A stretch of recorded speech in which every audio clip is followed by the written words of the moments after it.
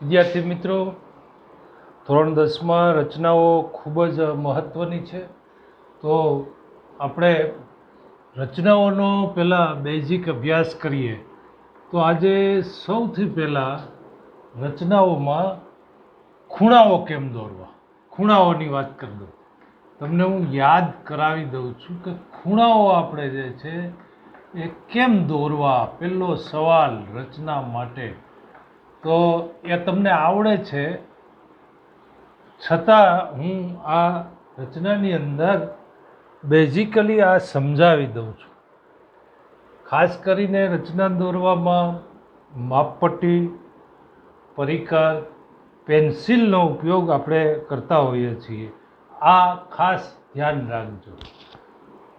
તો સૌથી પહેલાં ખૂણાઓની જે વાત કરીએ છીએ કે ખૂણાઓ તમને આવડે છે, તો તમે જાણો છો કે સૌથી પહેલાં જો મારે 60° ખૂણો દોરવો હોય, 60°, તો કેમ દોરાય?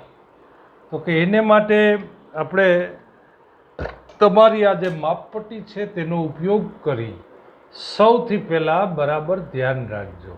હું અહીંયા એક સીધી આ લીટી દોરું છું, એક રેખાખંડ. આ અહીંયાથી આનો ઉદ્ગમ છે. મારે 60° ખૂણો બનાવવો છે. તો આ પરિકર છે, એની અંદર આ જે બિંદુ છે એને હું એ કહું છું, અને આ બિંદુ છે એને હું અહીંયા એક બિંદુ બી છે. આ એક કિરણ છે. તો આપણે જાણીએ છીએ, એની વાત હું રિપીટ કરાવી દઉં છું કે સૌથી પહેલાં 60° ખૂણો કેમ દોરવો. પહેલી વાત 60°. તો બધા ખૂણાઓ તમને કેમ દોરવા એ સમજાવી દઉં છું.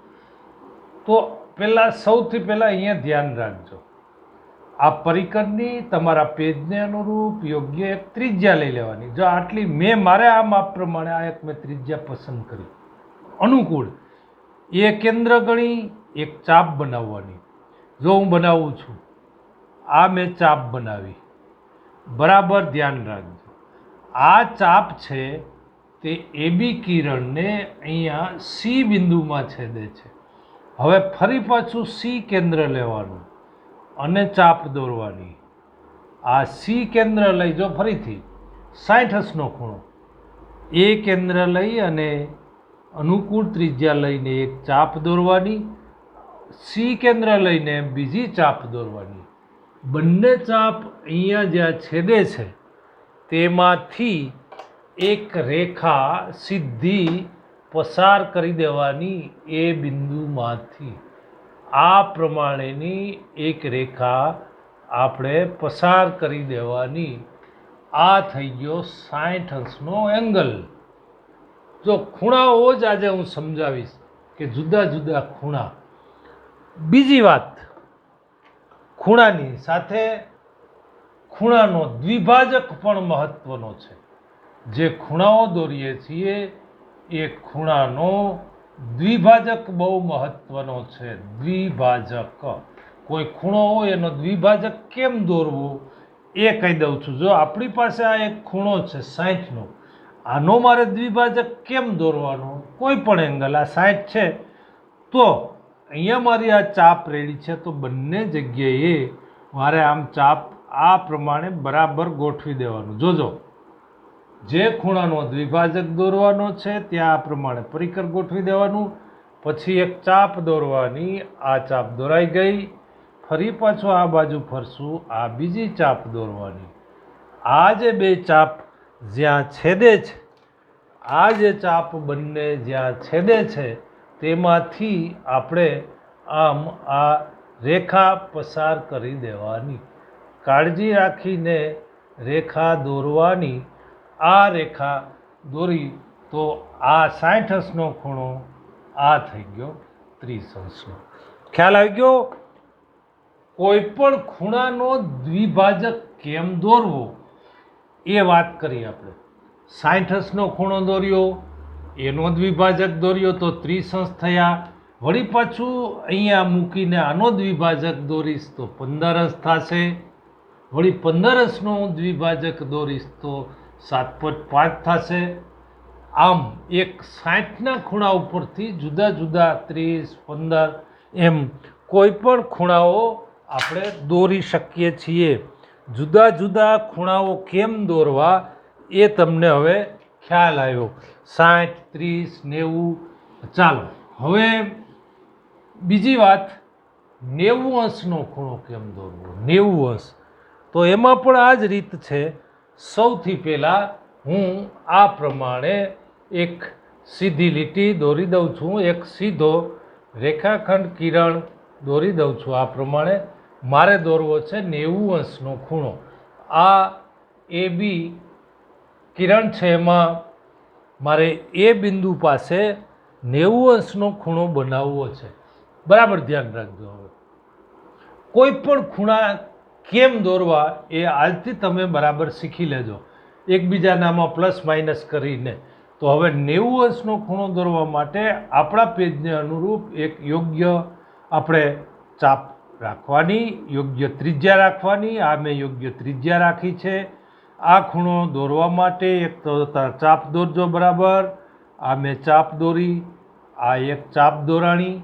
બરાબર જુઓ કેવી રીતે પરિકર ચાલે છે. આને આ રાખશું, આ કેન્દ્ર રાખશું. હજી જોજો, ફરી પાછી બીજી ચાપ દોરાણી. હજુ બરાબર ધ્યાન રાખજો. આ રાખી મેં બીજી, એના પછીની ચાપ દોરી. આ બે ચાપ દોરી. હજુ બરાબર ધ્યાન રાખજો. આ બંને પાસે આમ જોડી, અહીંયા પાછી ચાપ આવી. કેવી રીતે પરિકર ચાલે છે જોજો. અહીંયા પાછું રાખીને આ બીજી ચાપ આવી.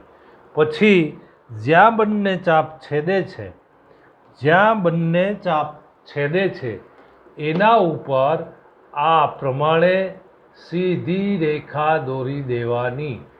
આમ પ્રમાણે આ સીધી રેખા દોરી દેશો તો આ એંગલ આપણો 90 અંશનો થાય. એ બી અહીં નામ આપું, સી અહીંયા છેદે એને હું નામ આપું, અહીંયા નામ આપું ડી. અહીંયા હવે જુઓ ડી, આ જે બંને અહીંયા છેદ્યા, આ કિરણ, આ કિરણ, આ 90 અંશનો ખૂણો થયો. બરાબર ધ્યાન રાખજો. જ્યાં જ્યાં આ પ્રમાણે બિંદુઓ, આ બંને ચાપ જ્યાં છેદે એને મેં ડી નામ આપ્યું છે, અહીંયા સી નામ આપ્યું છે. તો હવે આ ડી એ બી આ 90 અંશનો ખૂણો થઈ ગયો.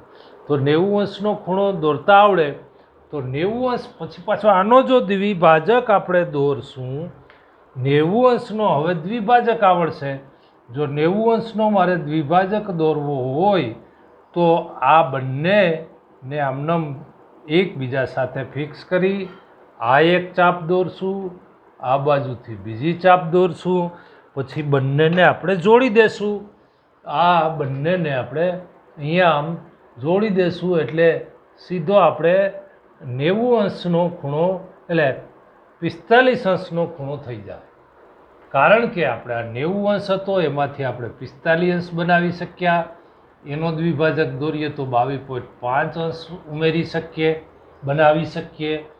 આમ જુદા જુદા ખૂણાઓ કેમ દોરવા એ આપણે અગાઉ ભણી ગયા છે. છતાં પણ આ પ્રકરણ, રચનાનું પ્રકરણ ખૂબ અગત્યનું પ્રકરણ છે. તો આપણને તમામ પ્રકારના ખૂણાઓ આવડતા હોવા જોઈએ, એ ખૂબ જરૂરી છે. તો તમે એમ જાણો છો કે 60 આ 90 અંશનો છે. જો 105 આવે તો તમે જાણો છો કે આ આખે આખો રાઉન્ડ 180નો. આ 90 તો આ બાજુય 90 છે. આને આમ જો તમે જોશો તો આ પણ 90 અંશ છે આખો. એમાંથી આ ખૂણો જે તમે આમ જોશો તો આ આખો ખૂણો 90 છે, પણ અહીંયાથી આ 30 થાય. તો આ 90માં 30 નાખશો તો 120. એમ કોઈ પણ ખૂણાને એકબીજાને એડજસ્ટમેન્ટ કરીને તમને જો 105 અંશનો ખૂણો શોધવાનો હોય તો પહેલાં 90નો દોરશો. એટલે આ 90માં 15 નાખવા છે તો આ જો આ 60 ને આ 120 થાય. આ ખૂણો દોરશો એટલે 120 થાય. પણ આનો દ્વિભાજક દોરશો તો આ ખૂણો 30 છે, આનો દ્વિભાજક દોરશો એટલે 15, આ 90, 15 105. આમ કોઈ પણ ખૂણાઓ આપણે દોરતા આવડતા હોવા જોઈએ. આ પ્રકરણમાં ખૂણા દોરવા ખૂબ જ અગત્યના છે. બેઝિક વાત રચના, મૂળ રચના શરૂ કરતા પહેલાં આ બેઝિક વાત ખૂણાઓ કેમ દોરવા એ વાત મેં કરી છે. તો એ જુદા જુદા ખૂણાઓ પરિકર, પેન્સિલ અને રબર સાથે રાખીને દોરજો. બાકી તો તમે ખૂણાનો દ્વિભાજક જાણો છો. એક સાથે એક ખૂણો આપ્યો હોય આ પ્રમાણે, માની લો કે આ એક ખૂણો તમને આપ્યો છે, આના જેવો એકરૂપ ખૂણો કેમ બનાવવો, બરાબર જોજો. એકરૂપ ખૂણો કેમ બનાવવો આ એ બરાબર યાદ રાખજો. આ ખૂણો છે એને મારે એકરૂપ ખૂણો કેમ બનાવવો, તો કે જો પહેલાં તો આ કિરણ છે, આ એ બી, આ સી એક ખૂણો છે CAB. તો અહીંયા હું કોઈ પણ બિંદુ P મૂક્યું છે. હવે મારે આને એકરૂપ ખૂણો બનાવવો હોય, આનો એકરૂપ ખૂણો મારે બનાવવો હોય તો બરાબર જુઓ, આની કોઈ પણ એક ચાપ લઈ લેવાની, કોઈ પણ આ પ્રમાણે આ એક ચાપ લીધા પછી અહીંયા આપણે આમ કર્યું છે. હવે અહીંયા પણ આપણે આ જે ચાપ છે એને, આ જે ચાપ તમે લીધી છે એ બરાબર જોજો, આ ચાપ લીધી. હવે એને એ ચાપ અહીંયા લેવાની છે, બરાબર. ફરી પાછું આને એકરૂપ મારે ખૂણો દોરવો છે તો આ પ્રમાણે આ બંને લઈ અને તમે આ ચાપ આમ દોરી શકો છો. જો હવે બરાબર જોજો, આ જે ખૂણો દોર્યો આપણે એ એકરૂપ ખૂણા થઈ ગયા. આને તમારે જોડી દેવાનું. આ પ્રમાણે આ એકરૂપ ખૂણા થયા. આ જેટલો ખૂણો છે એટલો આ જ ખૂણો છે, બરાબર ધ્યાન રાખજો.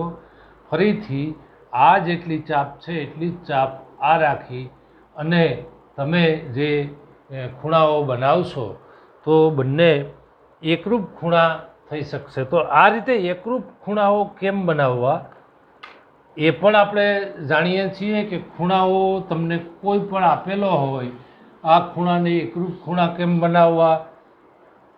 બીજું તમે કોઈ રેખાખંડ હોય, આ કિરણ હોય, આ રેખાખંડનો લંબ દ્વિભાજક, આ તો તમે જાણો છો, રેખાખંડનો લંબ દ્વિભાજક